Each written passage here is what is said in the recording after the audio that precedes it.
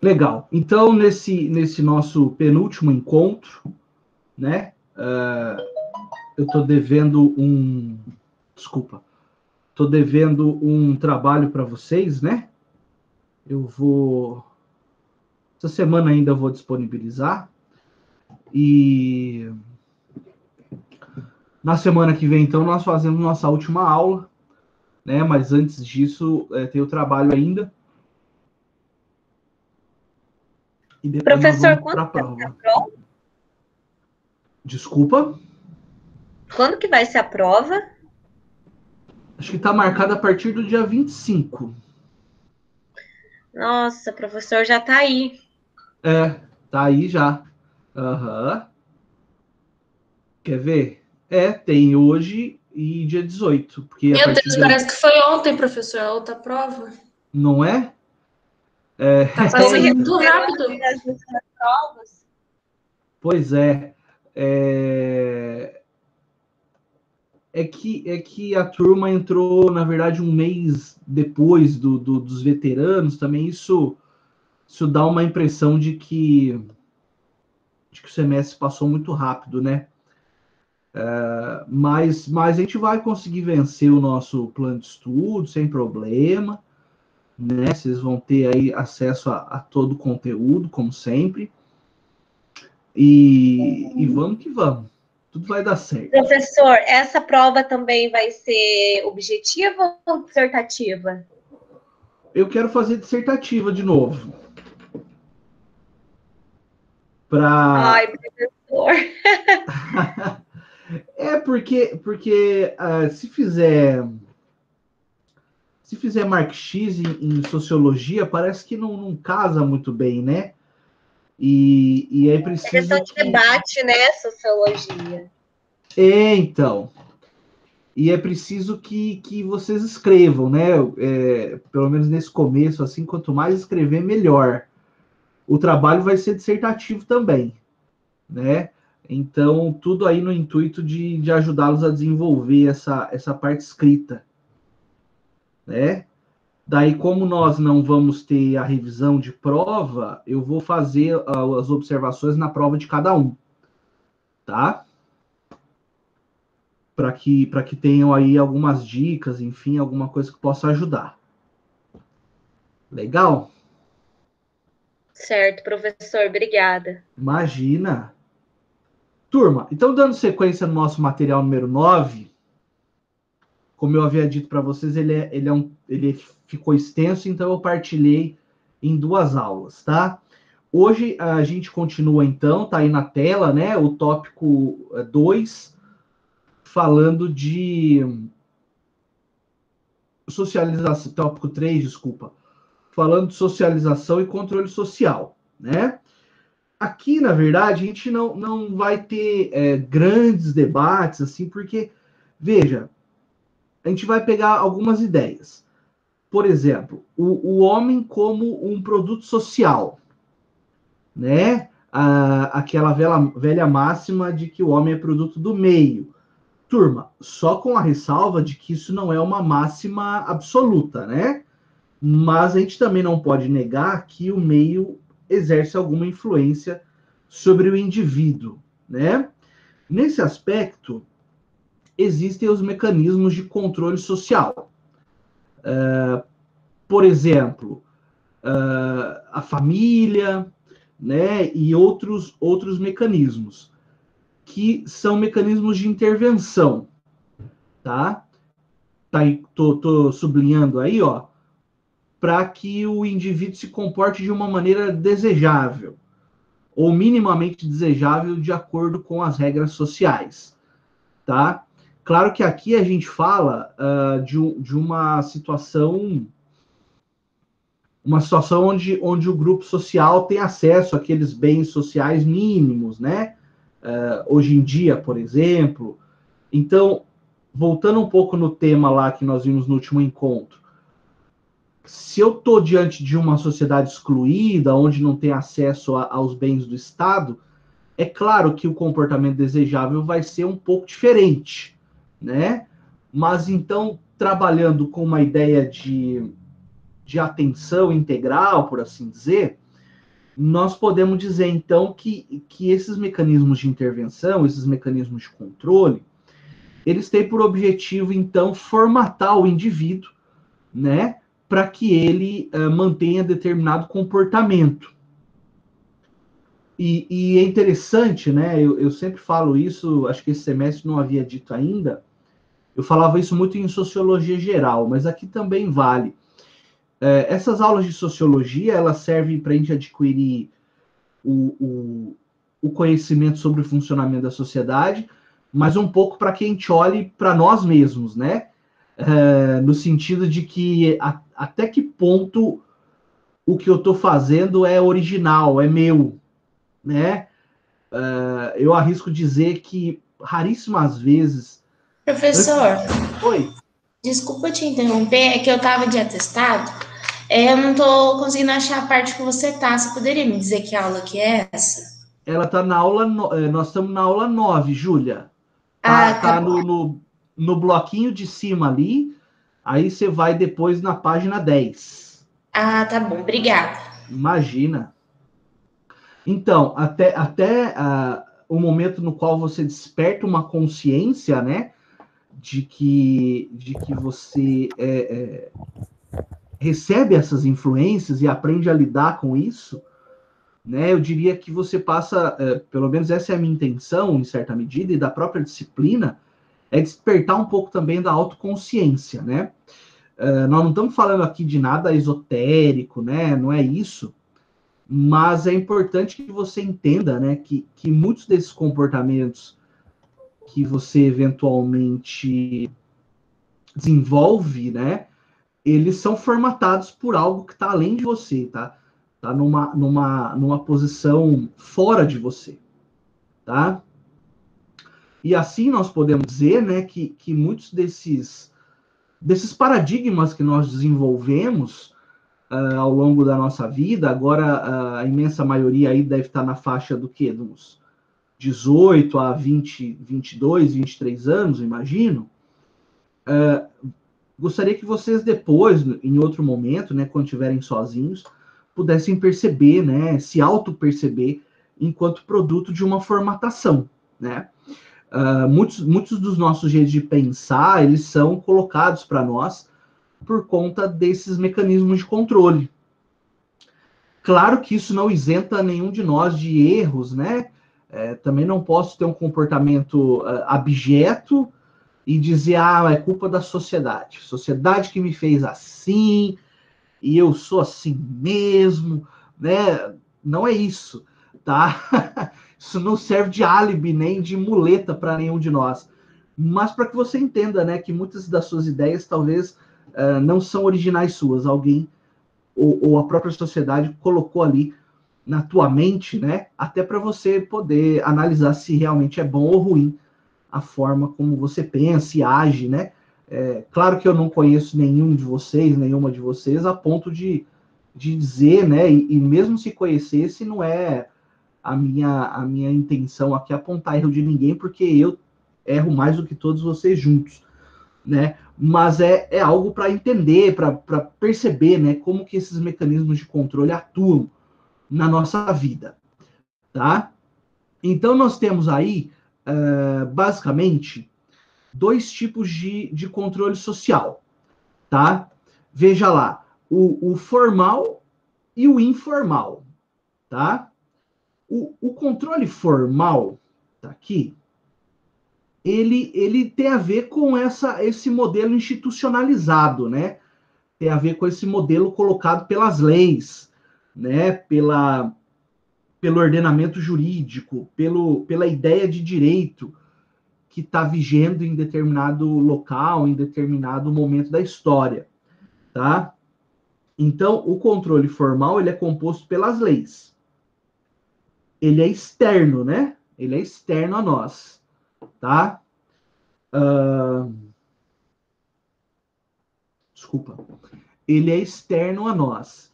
É um fato social. Lembra que nós estudamos o direito como fato social lá em Durkheim? Então, é esse mecanismo de controle que é externo, que é geral, que exerce uma força sobre nós, no sentido de nós, eu digo sociedade, né? Caso um indivíduo da sociedade não queira seguir o que está previsto nas leis, ele vai sentir as sanções, né? O peso da mão do Estado, né? Como se fosse aquele monstrão lá do Leviatã, né? Que é tão comentado aí na obra do Thomas Hobbes, né? Antigamente tinha uma série, né? Que era conhecida como Ultraman, né? Agora parece que tá querendo voltar aí, o pessoal tá querendo fazer um remake. E lá tinha um monstrão, assim, que ele tinha um olho, assim, e ele só mexia a cabeça, né? Então você imagina o direito como esse monstro, né? Quando alguém descumpre as normas jurídicas, esse monstro olha para aquele caso e faz incidir aí as penas cabíveis, tá? Um outro modelo de controle é o controle informal. Tá aqui, ó. São aquelas normas de conduta social, né? Que são reconhecidas e partilhadas em uma determinada sociedade. As crenças, costumes, valores, etc. Que também exercem, né, alguma força. Essas normas de controle social, elas a princípio são externas, né? Também são externas. Como nós dissemos, né? A etiqueta, a própria moda, como já falamos em outras aulas, né? Os costumes, as crenças, a religião, né? Os próprios valores, valores no sentido de axiomas, né? Não como valores monetários, mas valores de convivência social. Isso tudo também exerce uma força externa. Só que junto dessa atuação externa, se desenvolve um controle interno, né, que é o que o filósofo o Norberto Bobbio já dizia, tá? Já ouviram falar do Norberto Bobbio, né, nas aulas de direitos humanos, talvez? Já tem direitos humanos agora, para começar? Não, professor. Entendi. Às vezes uso o Norberto Bobbio também para estudar a introdução ao estudo do direito, né, quando ele fala lá de vigência e validade da norma. Mas tudo bem, para quem não conhece, o Norberto Bobbio ele é um filósofo italiano, tá? Vivo ainda, porque geralmente a gente estuda gente morta, né? Gente que já deixou sua obra aí, já passou de plano. Mas o Norberto Bobbio é vivo ainda, ele é um pensador moderno, e a obra dele é muito importante também para os direitos humanos, tá? Então, certamente vocês vão ouvir falar dele numa obra muito importante chamada A Era dos Direitos. Mas ele se preocupou com tantos outros temas, né? E entre eles o controle social. Então, o Bobbio, ele fala o seguinte, que existe, não é, também esse controle externo e interno, tá? Essas formas de controle externa são essas intervenções no meio social, que vão coibir, né, a atividade dos indivíduos, que é aquilo que nós já falamos no que diz respeito à ordem jurídica. Inclusive, na última aula, nós colocamos assim, o direito, ele se autolegitima, né? Quando ele atua num caso, no descumprimento da regra, o direito vem e ele se reafirma, tá? O meio social também, né, tá aqui, ó, exerce essa pressão externa, tá? Como, por exemplo, exclusão social, maneiras de se vestir e tal, né? Você pega, por exemplo, um exemplo bem bobo, assim, que a gente nem vê muito aqui no interior, mas ele é relativamente comum, eu diria, em grandes centros, né? Você vê aquele pessoal que gosta de se vestir de forma gótica, né? Com roupa preta, maquiagem pesada, né? Enfim, parece que meio imitando assim a moda dos vampiros, né? Dos vampiros de Hollywood. Essa tribo, por assim dizer, esse grupo social, eles têm uma grande identificação entre eles, não é? Mas com relação ao resto da sociedade, você vê que as pessoas procuram até evitar o contato. E não tem nada a ver com a personalidade do indivíduo, né? São pessoas muito bacanas, né? Que gostam de conversar sobre diversos temas, como qualquer outro ser humano. Só que como eles têm um modo de vestimenta, né? Você analisar também a moda punk, né? Com aqueles cabelões moicano, né? Roupa com bastante, esqueci o nome agora. Acessórios, né? A gente chama em inglês de pin, né? Os broches, vários broches e tal. Também, para quem é desavisado, vai achar que aquilo ali é um bando de psicopata, né? Quando, na verdade, não tem nada a ver, né? É claro que em todo grupo social tem pessoas violentas, pessoas pacíficas, mas a maioria das pessoas desses dois grupos que eu citei para vocês são pessoas super tranquilas, né? Tem só um estilo de vida. Mas, por exemplo, nesse mundo formatadinho, quadradinho, né, que vendem por aí, se um sujeito for trajado com uma moda punk, né, procurar emprego numa multinacional, talvez ele não consiga passar da recepção, né? As pessoas não vão querer nem saber. E se por acaso esse sujeito tem pós-doutorado, não é, na área e manja e é super qualificado, mas por conta de um aspecto visual, a pessoa acaba sendo excluída, né? Esse é o modelo de sociedade que nós vivemos, infelizmente, onde a aparência vem antes, né, da essência da pessoa. E nós temos também as formas de controle internas, né? Essa é bastante interessante também, porque elas estão localizadas na consciência do indivíduo. Então, já ouviram aquela frase, não é? Que o maior tribunal que existe é o travesseiro, né? Porque quando você deita ali sozinho, sozinha, e faz uma avaliação do seu dia, não é? Você está aí dentro de um mecanismo de controle, de autocontrole, né? E, eventualmente, a sanção que você pode sentir dentro desse mecanismo de controle é o remorso, não é? O arrependimento e tudo mais. Mas é também, né, uma forma de controle social, que a princípio ela é externa, mas a sua essência é interna. Por quê? Porque você está sempre comparando, não é verdade? Você compara a sua atitude com aquilo que é esperado de você. Então, você faz esse exercício de comparação e, por exemplo, chega à conclusão de que agiu mal com determinada pessoa, em determinada situação. E aí vem, né, eventual arrependimento, remorso, sentimentos desse tipo, tá?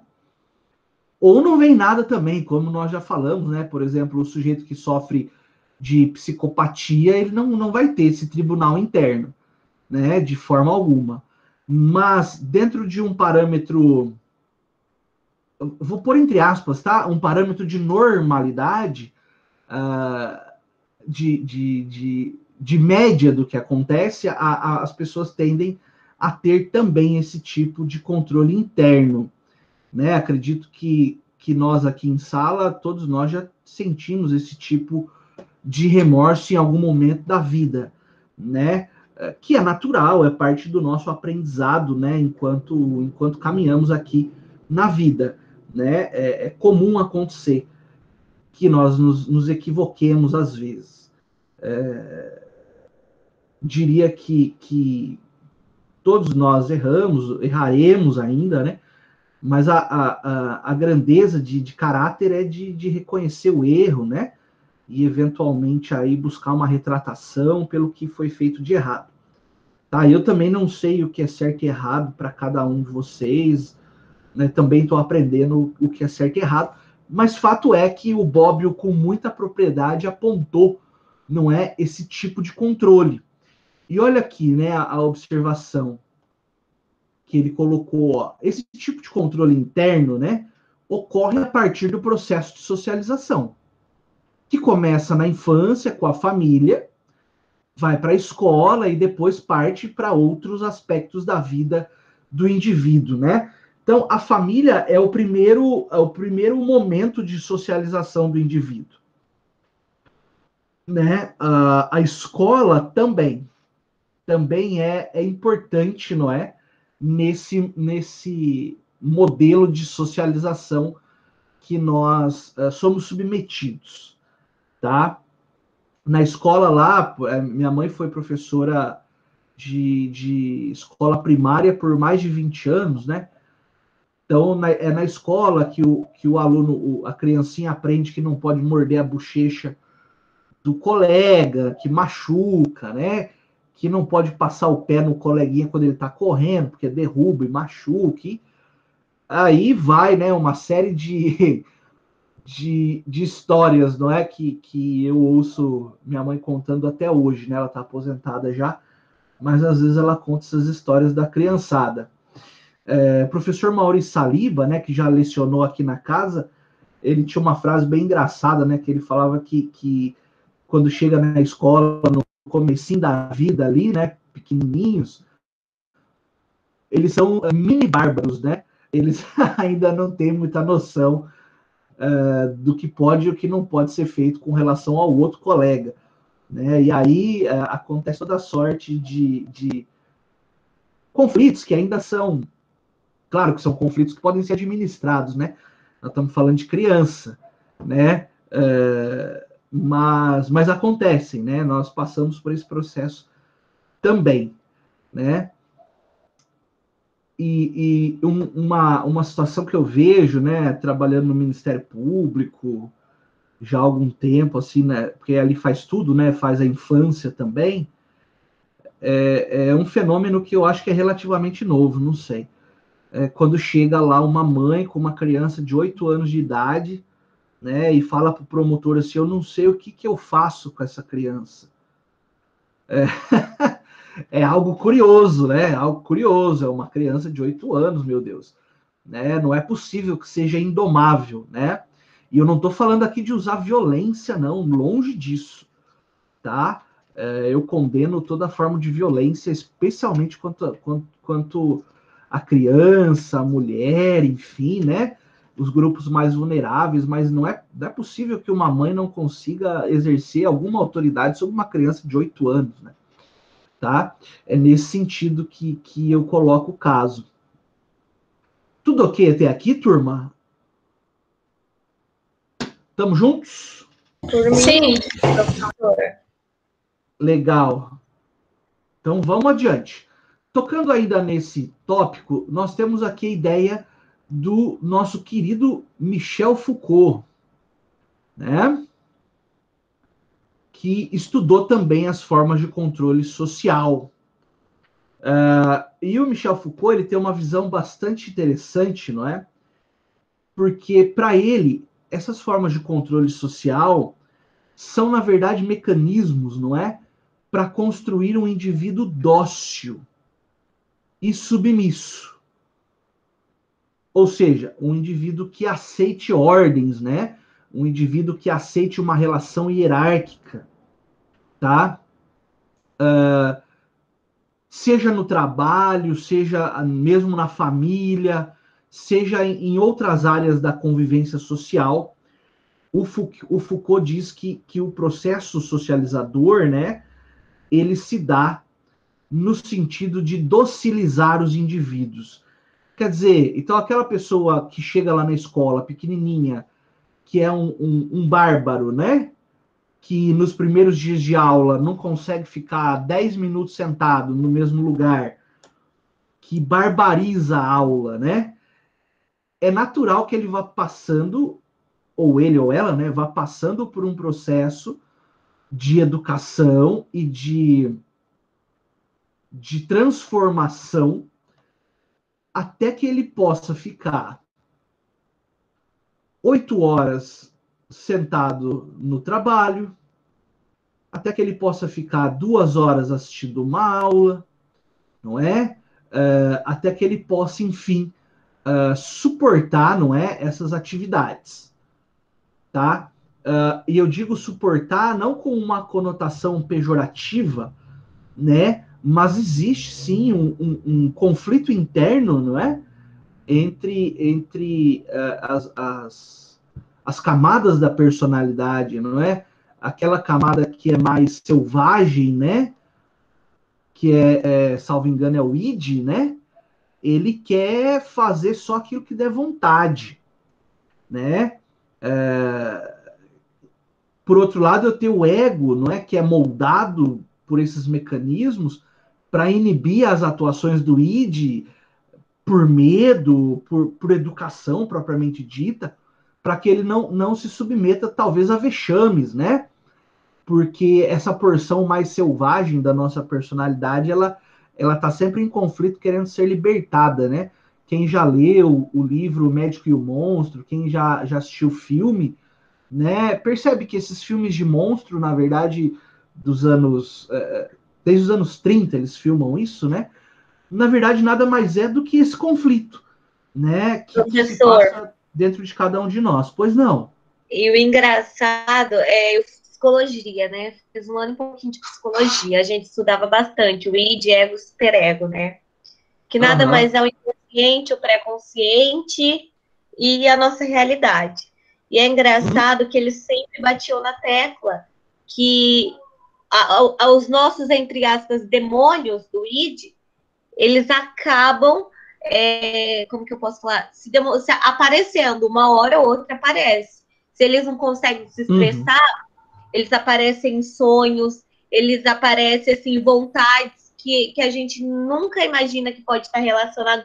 É muito legal estudar isso. Exatamente. E foi retratado na literatura e no cinema também, né?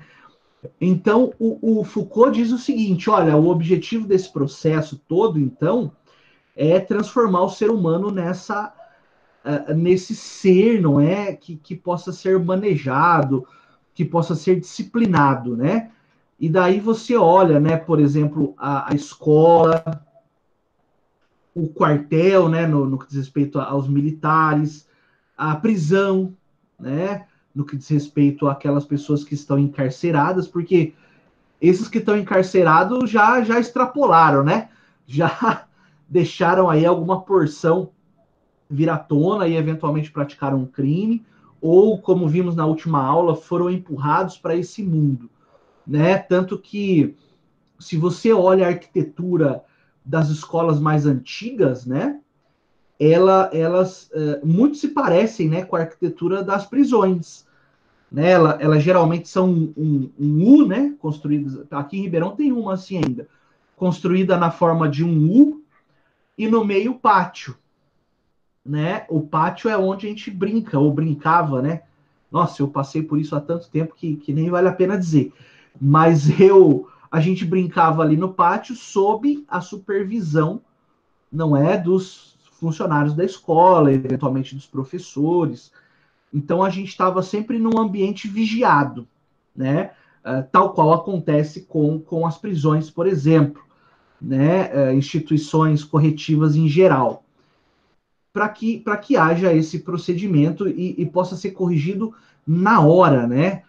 A conduta que a criança eventualmente faça, tá?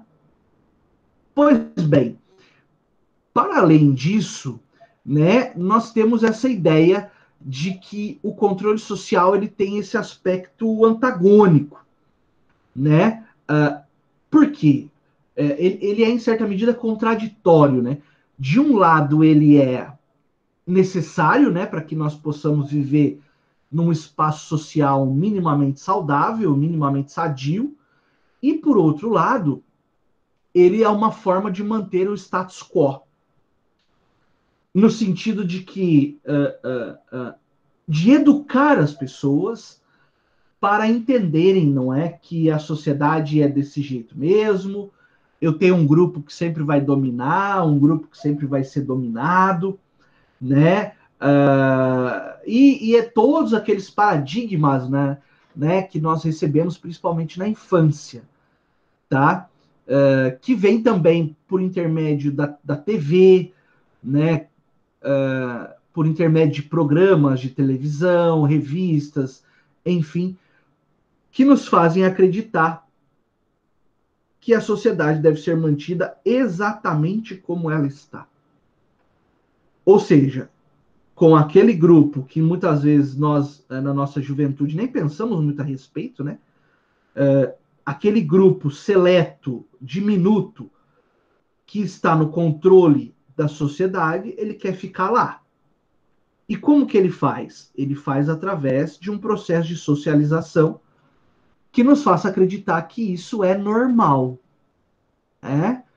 Que nos faça, falando em termos globais, né, que nos faça acreditar que, apesar de a cada década a humanidade produzir mais alimentos, é normal que haja miséria e fome, doença, enfim, na África, né? Muita gente não pensa a respeito disso, simplesmente assimila e é isso aí mesmo, né? Então, enquanto países despejam toneladas de alimentos no lixo todo santo dia, nesse exato momento tem crianças morrendo de fome na África, né? Eu acho que depois de uma certa idade, depois de uma certa leitura, isso passa a incomodar, né? Isso passa a incomodar esse tipo de informação. Mas não é todo mundo que tem esse tipo de preocupação, né? E também não estou criticando, não é isso. São meras constatações da vida em sociedade, né? Você não precisa nem ir tão longe, né? Não precisa ir lá na África, né? Hoje nós temos aí milhões de brasileiros em situação de insegurança alimentar, né? Isso talvez deveria preocupar mais do que efetivamente preocupa, né? Mas então são esses dois polos, né, do controle social. Ele não deixa de ser algo necessário, efetivamente mas ele também serve como legitimação, né? Uma legitimação que, veja, não é preciso dar um tiro, não é preciso o estalo do chicote, né? A sociedade acaba assimilando aquilo como se fosse algo normal, né? E alguns conceitos eles se tornam quase que conceitos sagrados, né? Que não devem ser questionados, quando na verdade a vida em sociedade tem que ser uma vida de questionamento. O próprio Sócrates, né? Que vocês estudaram lá em filosofia do direito, já ensinava uma vida sem questionamento é uma vida vazia, tá? Só assim se servir de exemplo, é uma história que o professor Clóvis de Barros Filho conta, que eu acho de um valor didático muito importante, né? Ele diz que quando ele completou o doutorado, salvo engano, se formou no doutorado, ele foi almoçar com a família num dos restaurantes mais caros de São Paulo, né? E claro que eu não vou contar os detalhes para não estragar a história, porque os detalhes que são a graça da história, né? Ele ensina muito e ele é muito cômico às vezes, então depois você procura. Mas ele diz o seguinte, que depois que ele almoçou e tal, ele estava ali na frente do restaurante esperando o motorista trazer o carro para eles, para a família, e um atendente assim, né, do restaurante ali, recepcionista, falou para ele: "E aí, tava boa a comida, doutor?" Ele falou: "Nossa, tava boa sim, cara. Só que é meio caro o negócio aí, né?" E daí o recepcionista falou para ele: "Ah, é caro mesmo. Eu vi ali o que o senhor pediu, o senhor e a sua família, e ó, calculando assim por baixo, o que o senhor comeu hoje na hora do almoço eu ganho no mês aqui." E o Clóvis de Barros é muito questionador, uma mente muito aguçada, né? E daí ele falou para o cidadão assim: "Mas você acha justo uma pessoa que vem aqui e numa refeição gasta o que se ganha no mês todo?" E o indivíduo falou: "Não, é justo, né, doutor? Porque quem vem aqui é gente estudada, né? Gente que progrediu na vida, né?" Daí o Clóvis de Barros falou: "Mas por que você não estudou?" Ah, porque eu era de família muito humilde, então eu tive que largar a escola para ajudar a sustentar meus irmãos. E daí o Clóvis de Barros perguntou, mas você acha justo você ter tido que largar da escola para ter que ajudar a pôr comida na mesa? E o indivíduo, não, é justo, né? Porque era a nossa situação, enfim. E o Clóvis de Barros diz assim: se eu tivesse perguntado para ele mais 100 vezes, você acha justo isso? Você acha justo aquilo? Ele responderia que sim, né? E o trabalhador lá ainda disse assim: oh, e aqui é bom ainda, porque quando sobra carne, eles dão para a gente levar para casa, dá para fazer até um churrasquinho. Aí vem a pergunta, né? Você acha justo você ter que se servir de sobras dos outros, né? E ele ia dizer provavelmente, é justo, né? Então, veja, é um tipo de dominação que não precisa de violência, O né? problema, professor, eu acho que está na conformação que a pessoa tem da situação que ela se vê, entendeu? Um pouco também. É igual aquela questão de assim, como que o Estado vai esperar da gente prosperar se eles não oferecem uma oportunidade para a gente poder estar prosperando? Sim, sim. Muito bem observado, Vitória. Porque, por um lado, o indivíduo não pode esperar tudo do Estado. O Estado não vai dar tudo, né?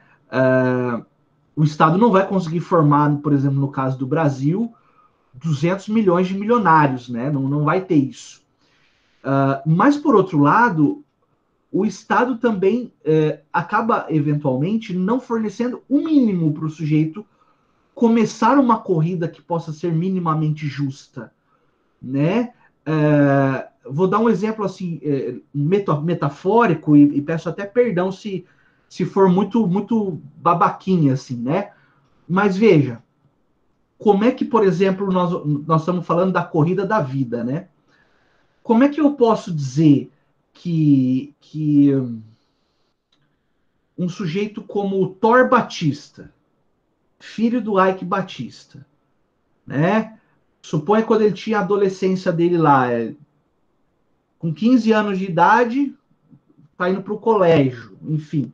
Como é que eu posso comparar esse sujeito com o filho de uma pessoa que, por exemplo, não tô desmerecendo a profissão, longe disso, tá? Por favor. Mas, por exemplo, de uma pessoa que é catador de lixo. Como é que eu posso dizer que foi preguiça desse que é filho do catador? Ou ele se conformou? Né? Chega uma hora que o Thor Batista começou essa corrida a 50 quilômetros na frente. Né? Seria a mesma coisa que dizer para mim, ó, você corre aí com o Bolt, com o Usain Bolt, e vamos ver quem ganha. Né? Pega o Bolt no auge da forma dele e eu no auge da minha forma, que inclusive já passou há muito tempo o meu auge. Como é que nós podemos falar que nós estamos numa corrida minimamente igual, né? Então, sim, eu concordo contigo. Em alguns casos a pessoa eventualmente se acomoda.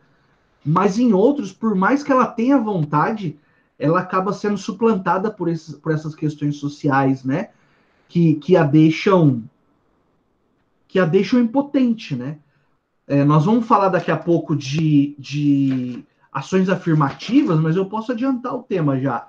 Acho que cai bem na conversa. Quando, por exemplo, o Estado brasileiro, inspirado pelo Estado norte-americano, instituiu uma política de cotas raciais, houve um grande debate, não é? De pessoas que, por exemplo, eram contra. Ora, mas o mesmo Bolsa Família, tá? Programas sociais de distribuição de renda e oportunidade. O que as pessoas que eram contra diziam era basicamente o seguinte: a Constituição diz que todo mundo é igual e agora vai dar privilégio para um grupo? Mas vocês já aprenderam, não é, que a justiça está em tratar de forma igual os iguais e de forma desigual os desiguais. Então, essas ações afirmativas vêm, por exemplo, no caso das cotas raciais, porque é um fato incontestável que nós não temos pessoas de cor negra ou preta, como tem vários grupos, cada um gosta de falar de um jeito, mas nós não temos pessoas negras em cargos de poder no país. Isso não precisa ser nenhum gênio para você constatar, né? E o que essas ações afirmativas procuram estabelecer? Que a classe, ou o grupo, né, que é um grupo que, embora tenha números elevados, em termos de poder, ele é minoritário, né? Que o grupo minoritário, então, das pessoas de raça negra possam chegar a uma escola de nível superior e, a partir daí, galgar cargos e profissões nas quais não havia acesso, não é? Para essas pessoas, tá?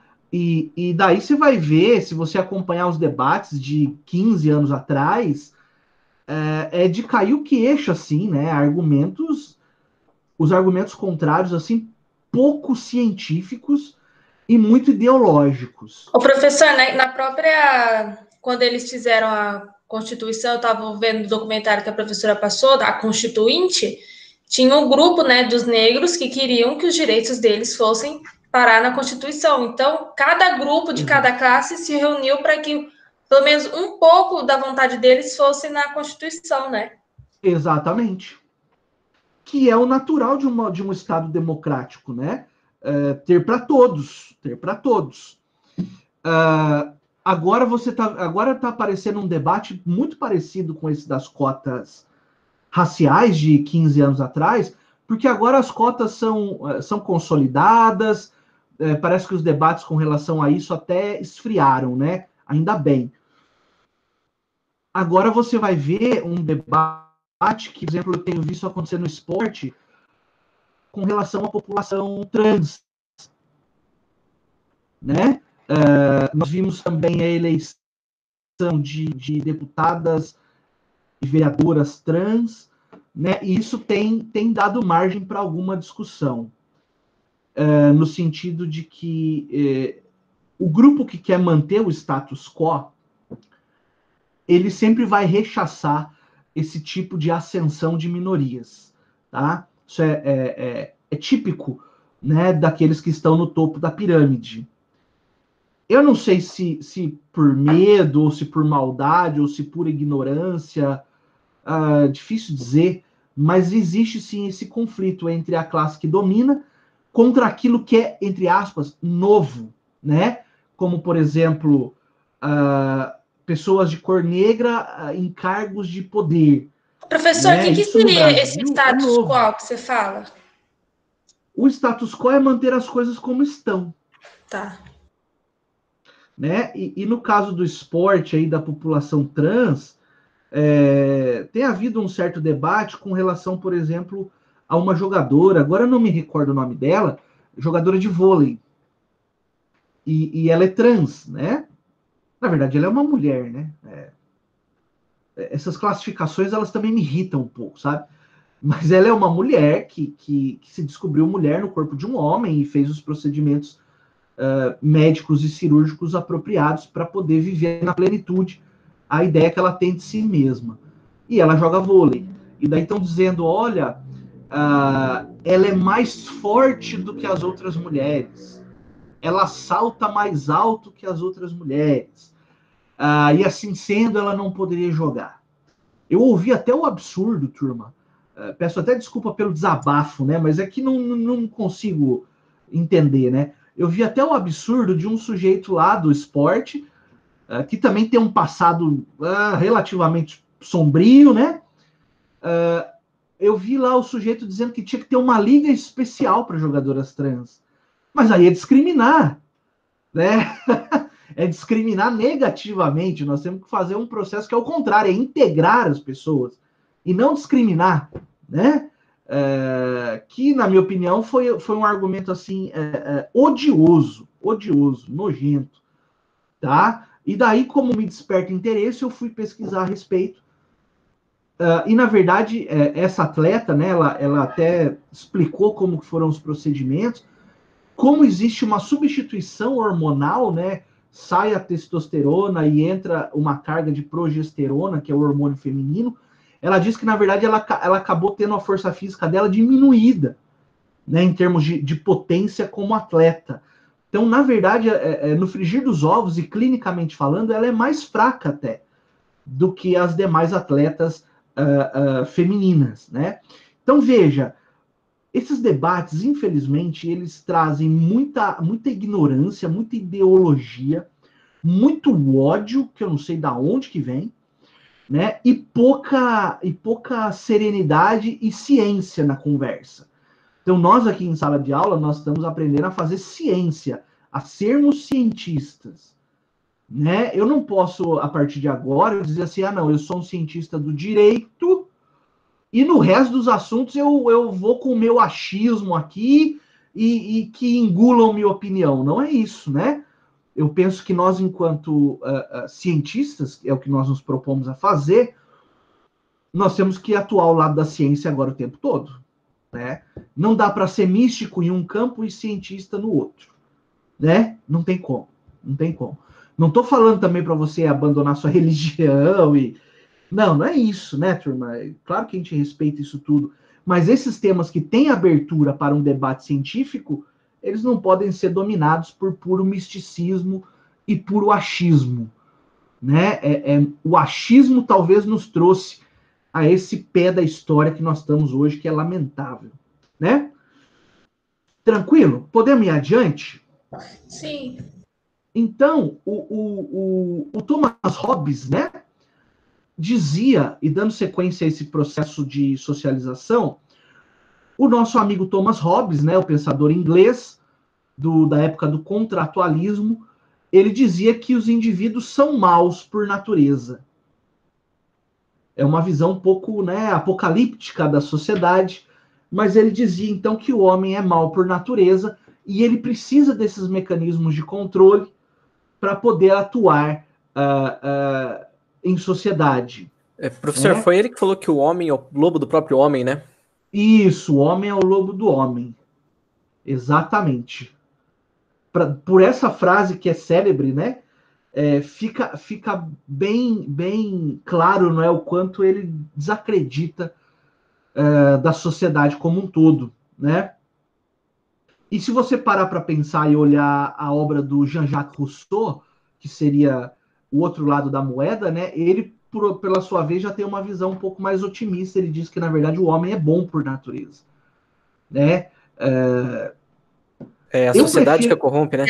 Isso. Eu prefiro ser russoniano do que hobbesiano, né? Eu prefiro acreditar que todo mundo é bom por natureza e eventualmente foi corrompido, né? Pelo menos eu acho que é uma visão mais leve da vida, né? Eu tenho o meu colega de gabinete, ele tem uma frase que também deveria estar escrito numa lápide em praça pública. Numa lápide não, uma lápide é no cemitério, né? Devia estar escrito numa placa em praça pública. Ele diz assim: não vamos acreditar a má fé o que pode ser fruto da ignorância, né? Ele dá ainda uma chance, né, para a pessoa. Eu acho muito importante isso, né? Acreditar no ser humano. Então, veja, essa ideia de controle social, de domínio, né? Ela passa por todas essas nuances, né? E aqui volta ainda, né? Mesmo com Hobbes, ó, transmitindo os pensamentos e desejos da classe dominante, com o objetivo de manter uma estratificação social que já está estabelecida, que é manter o status quo, né? Manter os poderosos no poder, aqueles que não têm poder na base da pirâmide e vivendo a vida.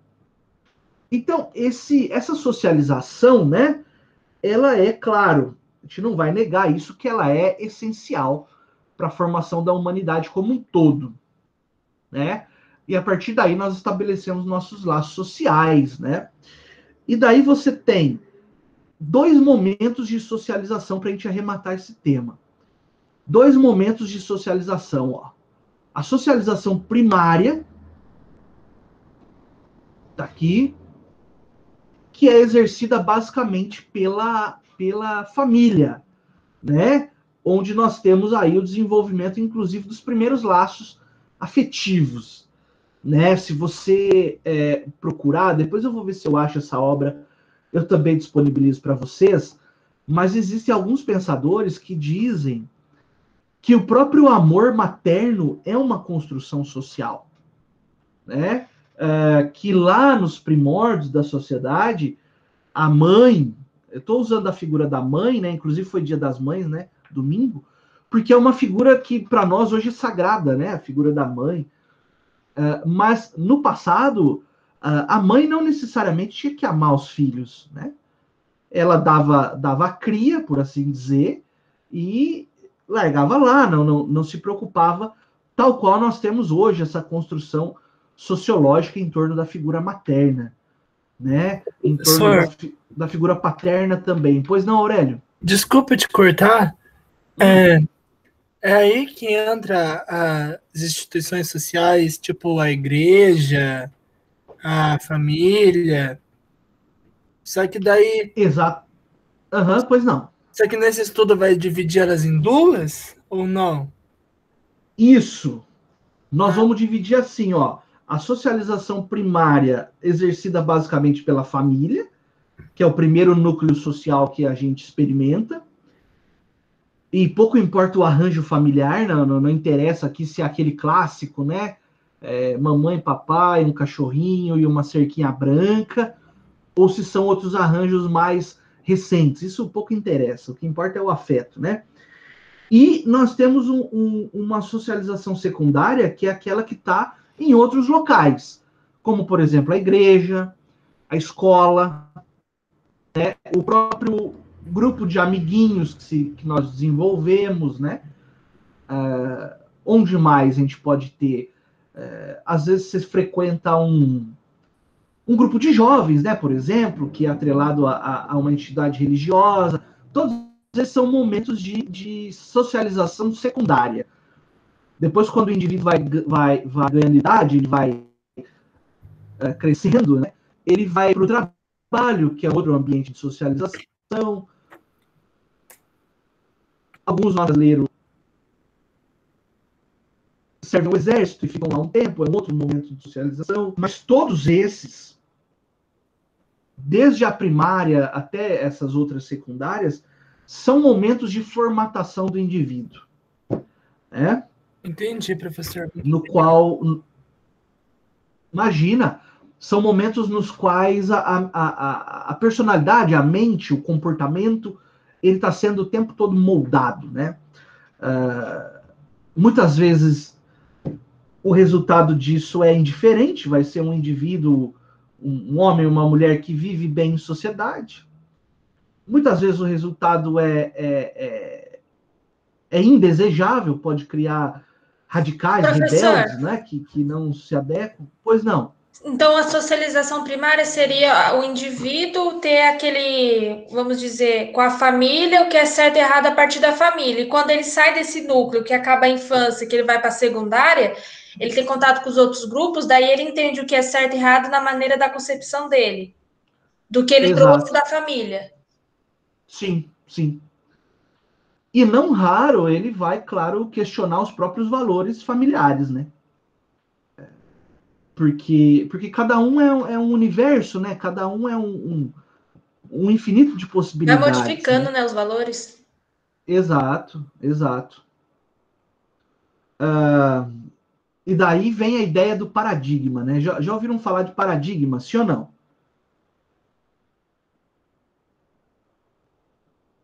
Não? Tá. Tem o paradigma científico, né? Que é um modelo que responde todas as perguntas colocadas para ele até certo ponto, tá? Que não é desse que eu estou falando, tá? Mas eu dou um exemplo, um paradigma científico, por exemplo, das ciências naturais, da física, até quando veio a física quântica, né?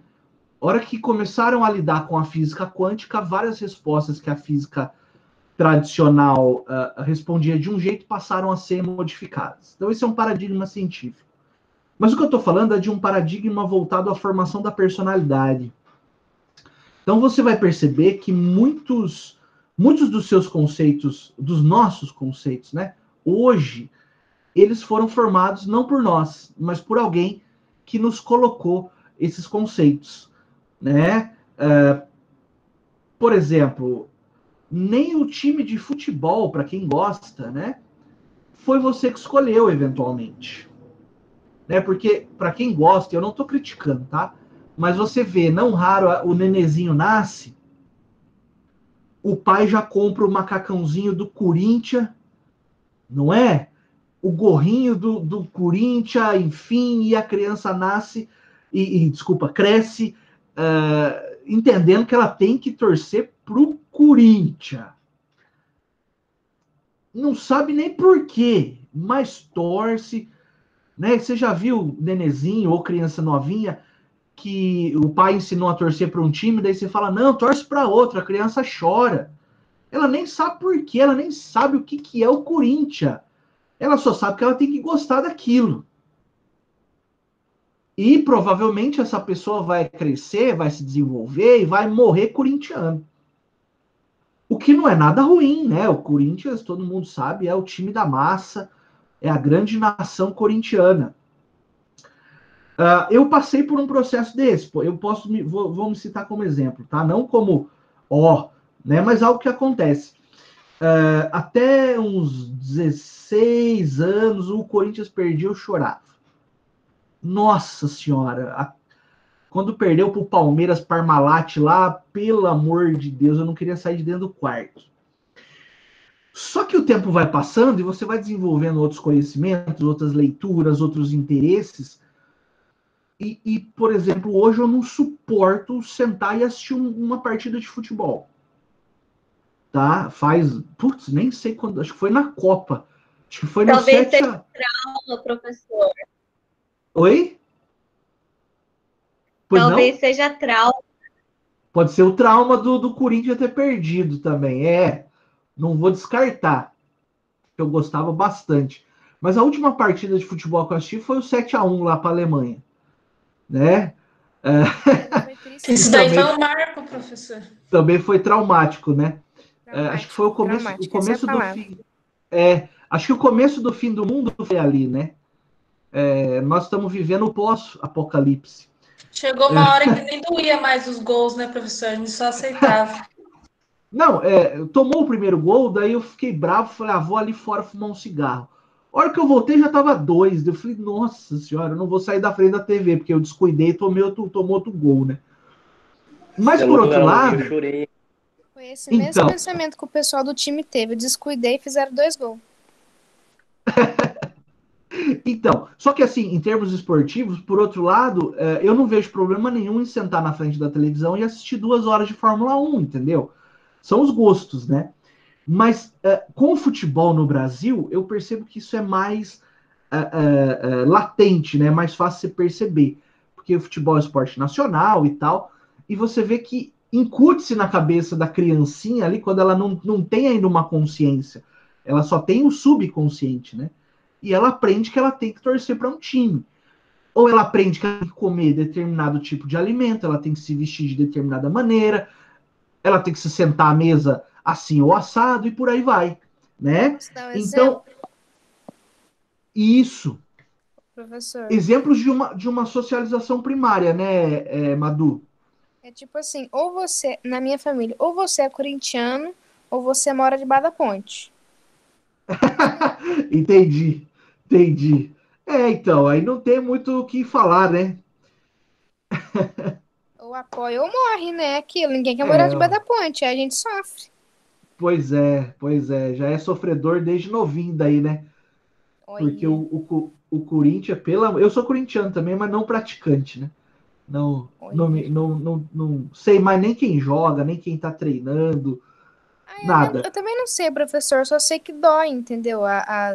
As perdas, as vitórias não são maravilhosas, eu nunca sei quem tá jogando, mas sempre tô torcendo.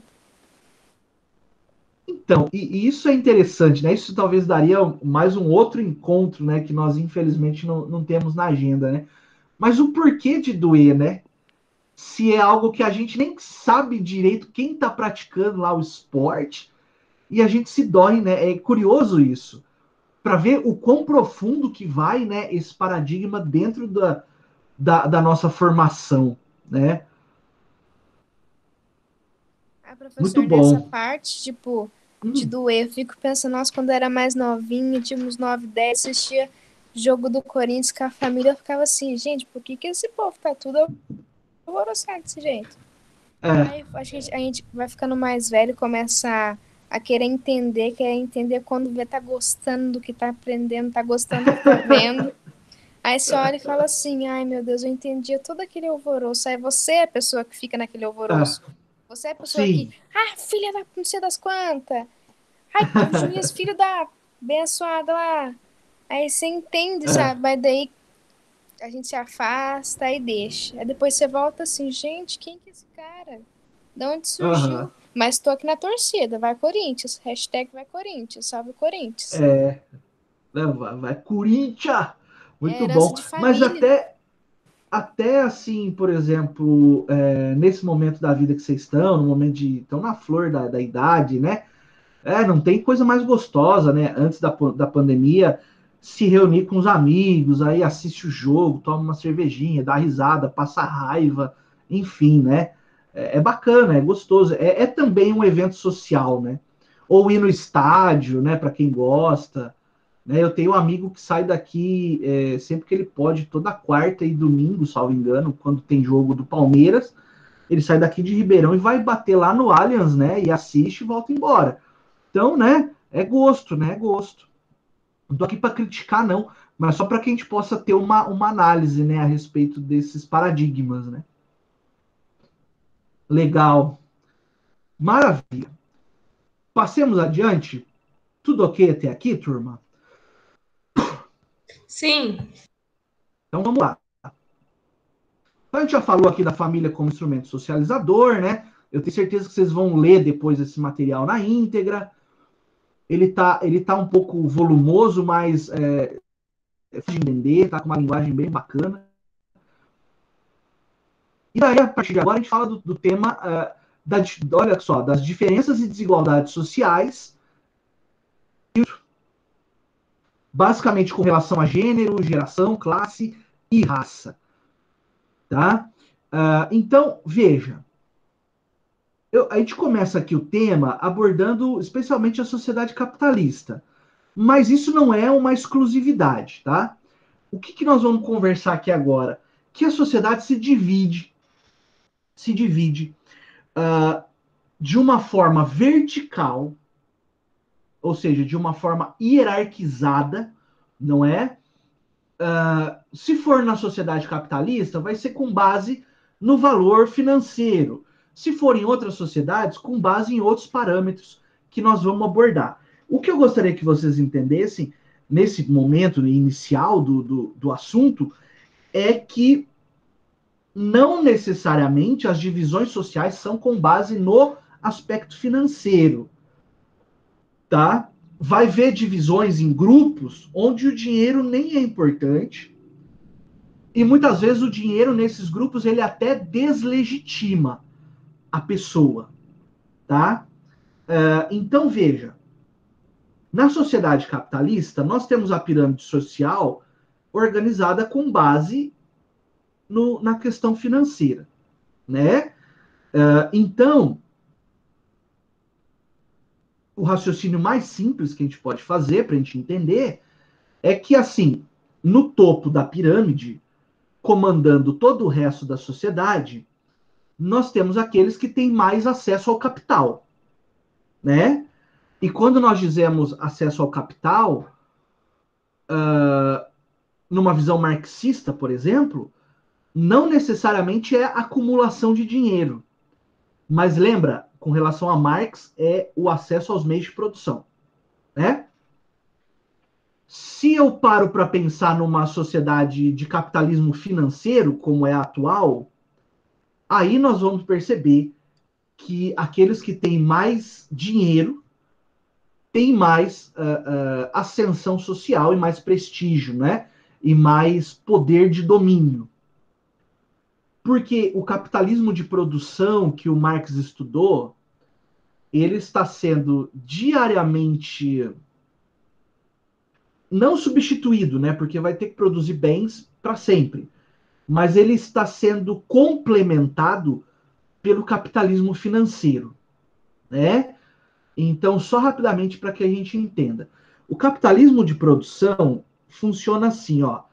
O dinheiro do burguês, né, usando a linguagem do Marx, o dinheiro do burguês vira um bem de produção, por exemplo, esse burguês é dono de uma indústria de sapato, então o dinheiro dele vira matéria-prima, mão de obra, e lá, e vira o sapato, e ele vende o sapato e ganha dinheiro. Ele tem o lucro. Isso é o capitalismo de produção de uma forma super simples, né? O meu dinheiro vai na minha indústria, vira bem, eu vendo o bem e ganho mais dinheiro. O capitalismo financeiro, ele elimina a fase da produção. É dinheiro gerando dinheiro. Né? Ao passo que antes o dinheiro gerava um bem que gerava dinheiro, o capitalismo financeiro, a financiarização, é dinheiro gerando dinheiro. Então eu pego o meu dinheiro e não faço um sapato ou milhões de sapatos para vender. Eu pego o meu dinheiro e aplico. E esse dinheiro dá cria em mais dinheiro e assim, e aí vem a mágica dos juros compostos, né? E que beleza que é. Nós também não estamos criticando isso, quem faz isso. Longe disso, tá? Só que você percebe que alguma parte também do capitalismo de produção, ele migrou para o capitalismo financeiro. Né? Por que eu vou me arriscar em ter uma indústria com funcionários, com máquinas, onde alguém pode se machucar e eu vou ter que pagar indenização? Se eu posso pegar o meu dinheiro e ao invés de montar uma indústria, eu aplico na bolsa ou aplico nas diversas formas de aplicação que existem hoje, né? Ou coloco o meu dinheiro a juros num paraíso fiscal. Veja, do ponto de vista racional, é até compreensível, não é verdade? Então, nós temos que fazer essa pequena diferenciação, né? Entre os detentores do capital de produção, o domínio deles vem porque eles são donos do meio de produção, e aqueles que são do capitalismo financeiro, o domínio deles vem porque eles são donos do dinheiro propriamente dito, né? Do número, né? O próprio dinheiro hoje é um número numa tela, né? Com 2 cliques, você muda o dinheiro de país, né? Ou de conta, enfim. E claro, isso são as demandas do mundo moderno, né? Tá? Então, veja, eu sempre vou ter nas sociedades algum tipo de estratificação, algum tipo de divisão da sociedade, tá? Qual que é o critério de divisão? Como eu disse, pode ser o dinheiro, pode ser o acesso a bens de produção, pode ser o gênero, né? Aí no material tá que eu peguei direto da doutrina, né? Ele vai estar como sexo, mas eu prefiro dizer gênero, tá? Acho uma linguagem mais condizente. Pode ser também o prestígio social ou o prestígio dentro de determinada área que o sujeito possui, né? Isso tudo pode gerar, então, e vai gerar, certamente, a divisão vertical. O que quer dizer vertical? Vou ter classe dominante e dominados, tá? Então, são várias formas de pautar uma divisão, tá? A gente traz aqui como exemplo, né? Ótimo, né? Eu e o cara que escreveu o livro. Traz como exemplo aí o sistema de castas, né? Que é bem fácil de enxergar. O sistema de castas, turma, ele teve vigência por muito tempo na Índia, né? No sistema hindu.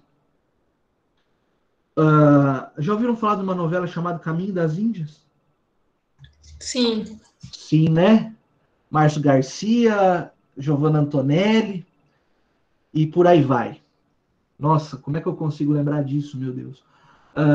Então, veja, lá, claro que com toda a magia do Projac, né? Mas lá se retratou um pouco desse regime de castas, onde nós temos lá algumas categorias, olha que interessante isso, né? Do ponto de vista científico, claro. Do ponto de vista humano, uma lástima. Mas eu tenho categorias de pessoas. que simbolizam um corpo humano, né? Era basicamente essa a ideia. No topo eu tenho a casta dos Brahmanes, que são as pessoas de maior influência e maior poder na sociedade.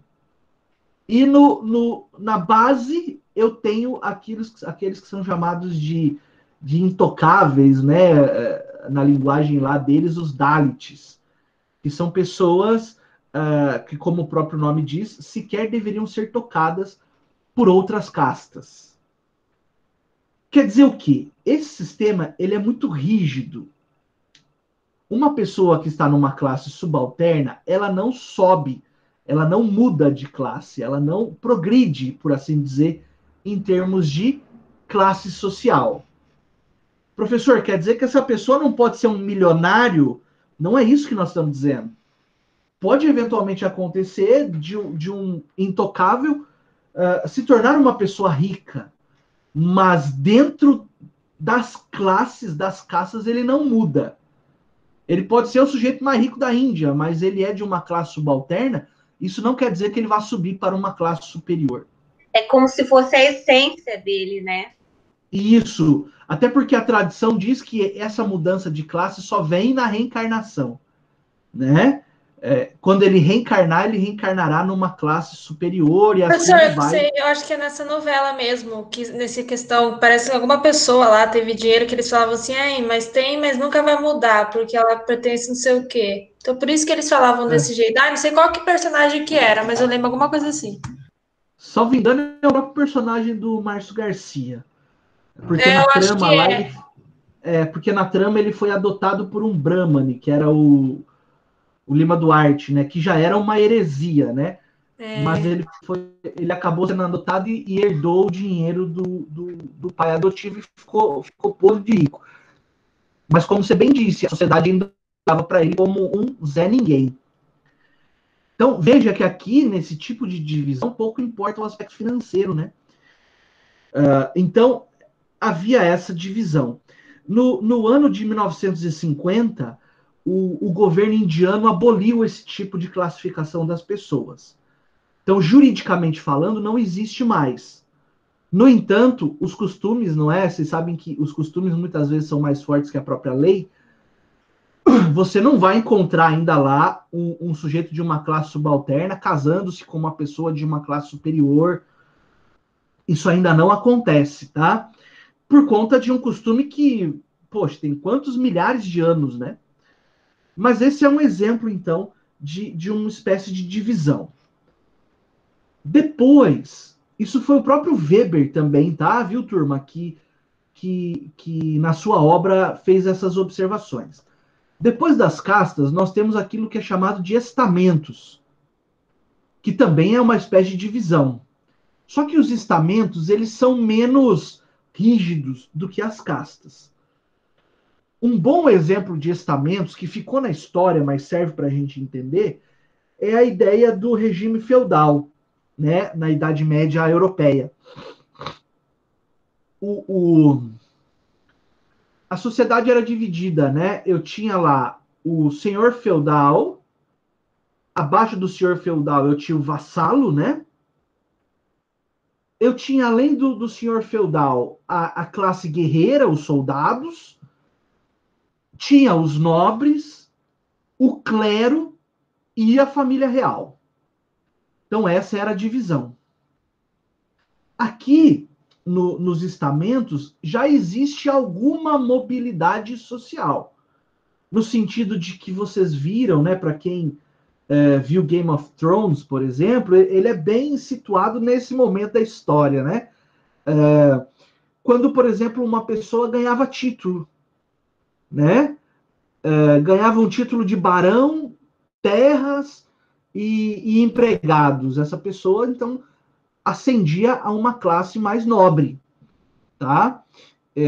Ou o servo ganhava o direito de substituir o senhor feudal, que era muito raro, né? Mas só a título de exemplo. Então, o sujeito sai da categoria de servo para a categoria de senhor.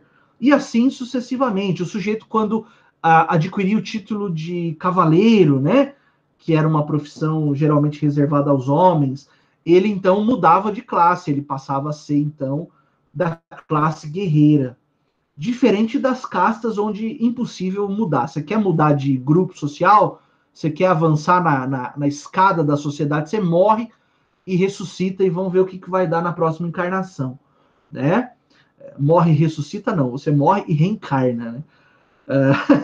E vamos ver o que dá na próxima. Já aqui nos estamentos era possível, sim, haver alguma mobilidade social. E daí o conceito mais atual de todos é o de classes sociais. Esse conceito de classes sociais, ele é bastante flexível, né? Bastante permeável, quer dizer, ele permite aí bastante movimento entre as classes sociais, tá? Então, é possível que uma pessoa, até porque o conceito de classes sociais, ele vem com o capitalismo, né? Então, é possível que a pessoa saia lá de uma classe social subalterna, por exemplo, porque é miserável, e faça fortuna e passe a fazer parte da classe dominante, né? Se você assistir um documentário chamado, por exemplo, Gigantes da América, não sei se alguém já assistiu, vai ver que as grandes pessoas, as pessoas que deram as cartas durante a Revolução Industrial Americana, são pessoas que saíram do nada. Né? Se você pegar, por exemplo, o Carnegie, que era da indústria do aço, né? Ele era um imigrante irlandês. Ele chegou nos Estados Unidos com a roupa do corpo. Se você pegar também o do óleo lá, o Rockefeller, né? Ele também começou do nada. Thomas Edison, Ford, enfim, os grandes nomes da indústria moderna norte-americana começaram do nada e chegaram a posições nas quais eles podiam dar as cartas, não é? Dentro do país. Inclusive com influência muito grande no governo, né? Então, isso é uma mobilidade que só o sistema capitalista permite, tá? E daí, claro, fica sempre essa contraposição entre o capitalismo e o socialismo, né? O que é melhor, ter um regime no qual as pessoas podem ascender socialmente, mas a chance disso acontecer é 1 em 1 milhão, ou é melhor ter um sistema um pouco mais rígido, mas as pessoas desde sempre já têm acesso a todos os bens necessários para viver dignamente, né? Esse é um grande embate entre igualdade e liberdade que marcou a Guerra Fria e marca também o debate entre as teses liberais e as teses comunistas, né? Que a gente não vai aprofundar aqui porque não vem ao caso. Mas então, o fato é que nas classes sociais nós temos aí essa mobilidade maior. Agora, o interessante é que os membros de cada classe, eles tendem a ter um comportamento similar, né? Porque eles estão no mesmo nível econômico, profissional, educacional, enfim, são vários aspectos que compõem a nossa vida, né, em sociedade. Então, eles passam a ter comportamentos semelhantes. Isso nós chamamos daquilo que é consciência de classe, né? Ou pensamento de classe. Então, os sujeitos que pertencem a uma determinada classe, por exemplo, uma classe profissional, né? Uma classe profissional jurídica, eles tendem a ter um raciocínio parecido. Claro que igual nunca vai acontecer, mas parecido, semelhante, que marca um posicionamento de classe, né? Os membros que estão lá como detentores dos bens de produção, eles vão ter jeitos de ser, de fazer, de pensar semelhantes, né? Por exemplo, no sentido de não se misturar, né? Não se misturar com outras pessoas que não sejam da classe deles, né? Isso tudo é natural, né? A gente não fala em tom de crítica, né? E daí vem um outro paradigma, né? Que eu peço licença para abrir um parênteses, que nos é ensinado, digo, em termos de média de sociedade, né? Quando nós somos crianças e vamos nos desenvolvendo, que as pessoas que têm dinheiro são pessoas más, que para ter dinheiro você precisa ser uma pessoa ruim, que você precisa pisar na garganta de outra pessoa, né? Aí você vai assistir uma novelinha para descontrair. Quem que é o vilão da novela? É sempre o rico, milionário, né, que usa do seu dinheiro para fazer mal para as pessoas, quando nós sabemos que não é nada disso, né? O sujeito Geralmente que é ruim, nas novelas, professor, esse que é mais rico passa por cima do outro, né? Sem se importar. humilha, faz todo tipo de maldade, né? Quando na verdade a gente sabe que não é isso, né? Pessoa boa e pessoa ruim tem tanto entre os milionários quanto entre os miseráveis, né? Não é o dinheiro que torna uma pessoa boa ou ruim, ou má. Longe disso, é a personalidade dela mesmo, né? Por outro lado, a gente também não tem pessoas que, como a gente diz, né, não tem um gato para puxar pro rabo, né? E a gente fala, nossa, já pensou se isso daí fosse milionário, né? O que ia fazer? Então, são todos paradigmas, tá? Que a gente tem que analisar e questionar, né? Essa ideia de um pensamento de classe é natural no sentido de manter-se no status quo, né? Manter-se como dominante. Ninguém que está no topo da pirâmide tem vontade de estar lá embaixo, né? E aqueles que estão embaixo também não têm vontade de permanecer ali o resto da vida, penso eu, né? Pelo menos aquelas que têm o mínimo de ambição, né? E ambição aqui no melhor aspecto da palavra. Então, essas são mais flexíveis, elas têm uma identificação mútua, né? Os membros de determinada classe se identificam entre si, né? Com esse pensamento de classe. Então, o Max Weber, né? Ele faz essa análise histórica que passa pelas classes, estamentos, as castas também, né? Que trata dessas diferenças sociais. Então, nós podemos extrair várias explicações para esse fenômeno de uma coesão classe,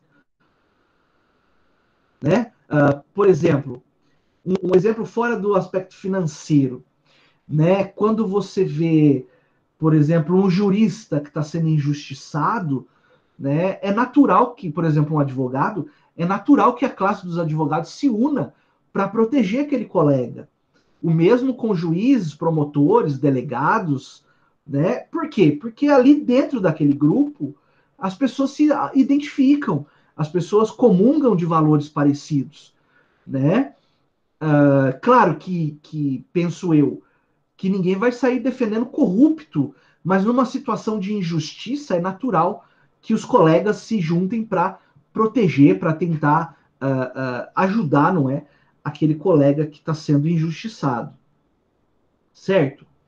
Na classe acadêmica, enfim, e por aí vai. Então veja, por que é uma visão histórica que o Weber traz, né? Porque isso muda, né? Os grupos dominantes e os grupos subalternos, o Weber diz que eles tendem a mudar, né? Nós analisamos a relação de poder em determinado momento histórico, tá? Em determinado momento histórico, em determinado local do planeta, né?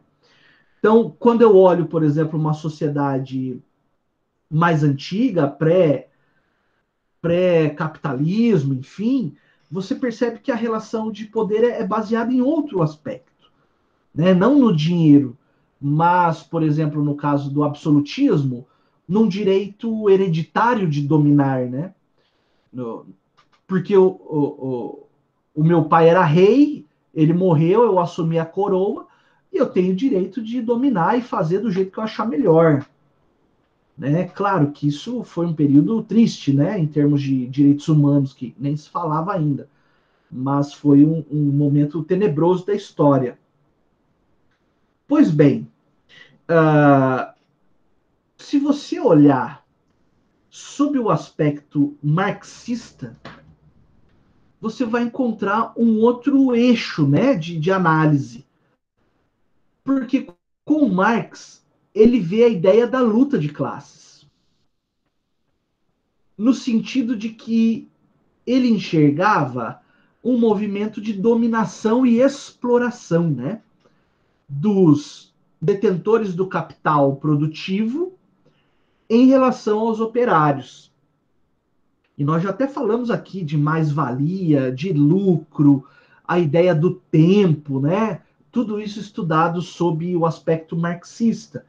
E ele dizia o seguinte, olha, não precisa... Olha que interessante isso, né? Não precisa o operário se dedicar 12 horas por dia na fábrica. Ele poderia se dedicar metade desse tempo e ainda assim ele tornaria o dono da fábrica rico. O Marx dizia que o operário, o indivíduo, ele deveria ter no seu dia um momento no qual ele é operário, onde ele trabalha na fábrica, um momento no qual ele é filósofo, ou seja, ele poderia ter tempo livre para não fazer nada a não ser pensar na vida, e ter um momento de comunhão com a família. Essa era a vida ideal, por assim dizer, né, grosso modo, de forma bem simples, que Marx enxergava a existência das pessoas em sociedade. Não é que você tem que abolir o trabalho e tacar fogo em tudo e ninguém fazer mais nada. Não, dá para trabalhar para garantir o próprio sustento e o lucro do patrão, mas também pode ter tempo, ou deveria poder, né, ter tempo para outras atividades lúdicas que não o trabalho. Né? Mas a voracidade, a fome do sistema capitalista é tão grande que ele quer fazer o sujeito trabalhar até o esgotamento para tirar daquele trabalho o máximo de lucro possível. E daí vem a ideia da luta de classes. Porque o operário também tem uma consciência de que ele é explorado, ou deveria ter, né? Segundo Marx. Tanto que tem a célebre frase, né? Proletariados do mundo, univos, né? Para fazer a revolução. Que nunca veio, né? Então, essa ideia de luta de classes é o que marca também o pensamento marxista. No sentido de que, e daí pensando em outros pensadores de esquerda, né? Que são operaristas, basicamente, no sentido de que alguns colocam assim, o sonho do oprimido é tornar-se o opressor. Né? Isso é algo a se pensar também. Só isso já vale uma semana, né, de meditação. Mas bacana. E daí, além dessa dominação econômica, eu vou usar mais 3 minutos só, tá? Além dessa dominação de cunho econômico ou costumeiro, né, pode acontecer uma divisão da sociedade com base em elementos biológicos, né, com elementos dos indivíduos. Então você vai encontrar aí, né, alguns aspectos, por exemplo, o sexo, o gênero, né, a idade e a etnia, que são fatores de divisão social. Então, a divisão de gênero ou sexual, né, separa a sociedade no grupo dominante, por exemplo, feminino e o grupo dominado masculino, ou vice-versa, né? Pode acontecer, como já é história, a história e a paleontologia já documentou, né? Onde eu tive momentos nos quais a figura masculina predominava, então a sociedade chamada de uma sociedade patriarcal, por exemplo, a Roma Antiga, ou movimentos nos quais onde a figura feminina predomina. E aí nós chamamos a sociedade de uma sociedade matriarcal, onde, por exemplo, não existe o Deus, mas sim a deusa, a mãe, né? A figura da mulher é a figura que domina a sociedade. Algumas comunidades, não que foram descobertas em escavações, enfim, ao redor do mundo, onde ficou muito claro, né, que a presença feminina era que dominava, no sentido de ditar as regras, né, de exercer o poder. Isso é bacana, isso é muito legal. Talvez a sociedade moderna fosse mais civilizada se fosse mais matriarcal, né? mais matriarcal. Mas nós vivemos novamente um fenômeno patriarcal, tá? Hoje. É só olhar aí a luta das mulheres pelos direitos, né? Também existe uma possibilidade de estratificação, ou seja, de divisão social, fundada na idade.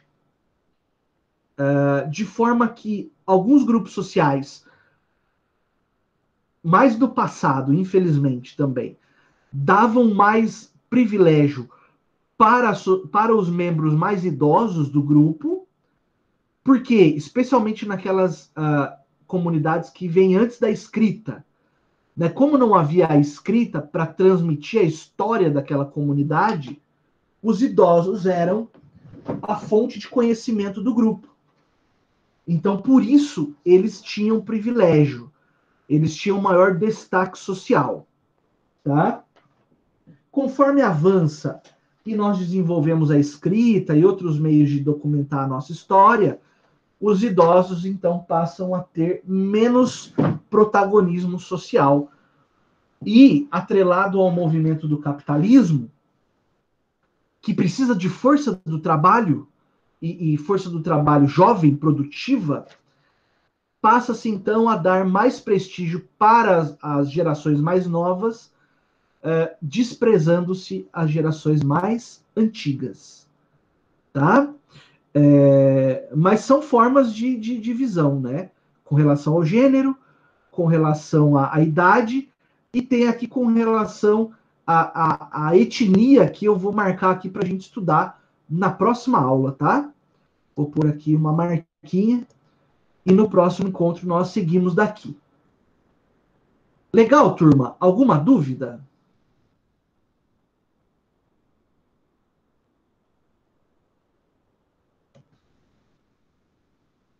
Vocês estão aí? Sim, professor.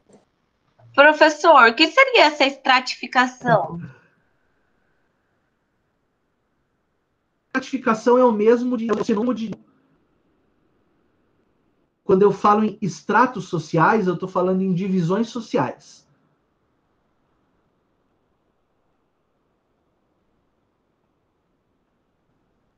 Mais alguém tem dúvida?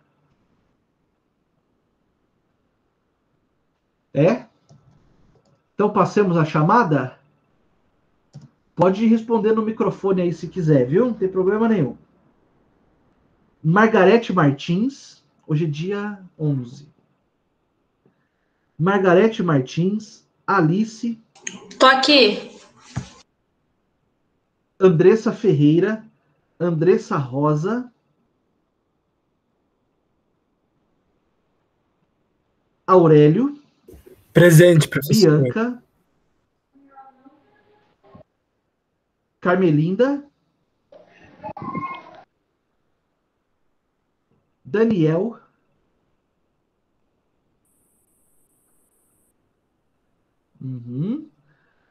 Jonatas.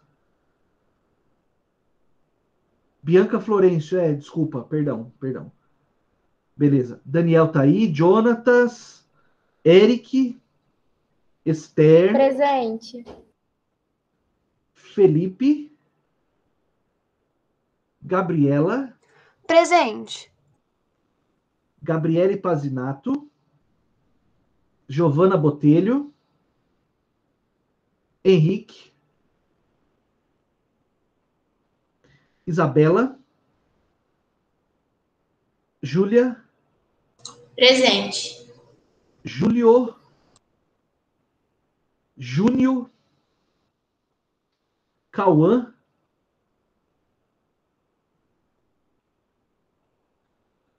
Isso. Laiene. Presente. Larissa. Sutério. Larissa Moraes. Lívia Mira. Lívia Azevedo. Lucas. Luiz Miguel. Maria Antônia. Presente. Maria Eduarda Vieira. Maria Eduarda Oliveira. Maria Eduarda Silva. Maria Eduarda Ferreira. Presente. Maria Helena. Marina Copi. Presente. Nicolas. Presente. Rômulo. Paulo. Tô aqui, prof. Valeu. Samuel. Presente. Thaís Gomes. Vinícius Anardo. Yasmin Bueno. Presente. O Vinícius Anardo está aqui, professor. Beleza. Leonardo Justo. Vitória. Aqui, professor. Jorge. Maria Eduarda Simonato.